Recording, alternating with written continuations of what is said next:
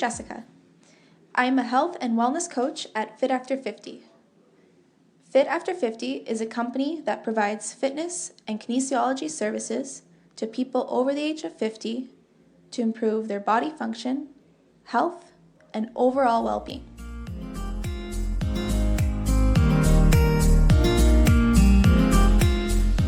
The topic of this podcast is the power of perceptions. We all react to things differently. People react differently to certain events for several different reasons, some of which include our genetics, our personality, as well as our attitudes, values, and beliefs. One of the most significant reasons why individuals respond differently is perception. Perception is a process of recognizing, understanding, or interpreting something through the senses. In other words, our perception is a mental impression of what we see, what we hear, and what we feel. Our bodies have a natural stress response that becomes activated when we feel threatened or are at risk of experiencing any pain, danger, or harm of any kind, whether it be physical, emotional, social, spiritual, etc. Commonly known as the fight or flight response, the main purpose of this response is survival, where we must either defend or flee to protect ourselves back to safety. However, in reality, we rarely ever find ourselves in situations of imminent danger or life-threatening circumstances. In actuality, we are in real danger less than 1% of the time, which means we hardly ever require initiating the stress response. One's perception or cognitive interpretation of events is likely the most important component to preventing unnecessary and unhealthy stress in one's life. It is often our perception or interpretation of the events we experience that initiates the onset of stress. Therefore, it is the interpretation of stressors rather than the stress itself that causes distress to both our mental and our physical state. In other words, an individual's perception or belief of a potential threat is what triggers the stress, not the event or situation itself. So how can we control our perceptions? We have the power to control how we perceive and interpret any situation in our life, stressful or not.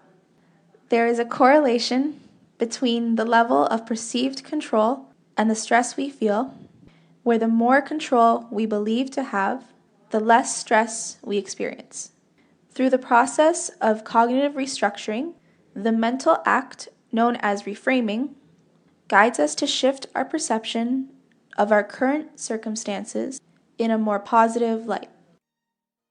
By changing the meaning and understanding of how external stressors impact our lives, what we interpreted as threatening can be altered to thoughts that are less or not threatening at all.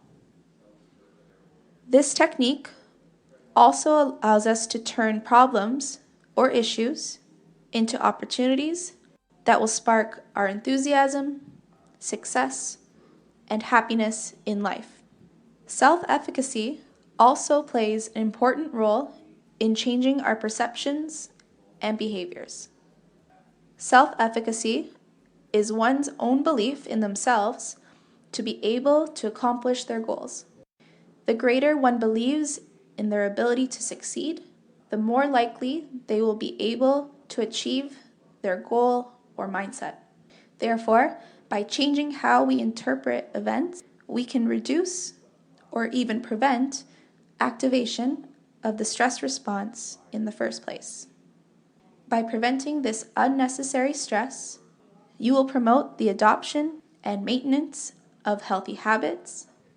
You will prevent the onset of chronic conditions and diseases, and ultimately improve your quality of life.